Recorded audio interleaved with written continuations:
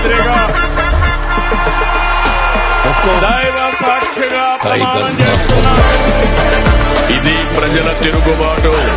ప్రజలు గాని గండెమ్మ చేసి మీ ఊర్లోనే మీకు పుట్టుగతులుండవు. ఈ విషయం మీరు గుర్తుపెట్టుకోండి.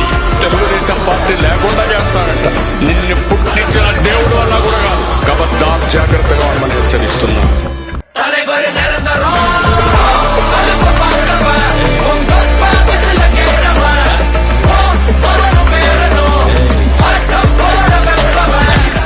నారా చంద్రబాబు నాయుడు అనే నేను శాసనసభ సభ్యునిగా దైవ సాక్షిగా ప్రమాణం చేస్తున్నాను.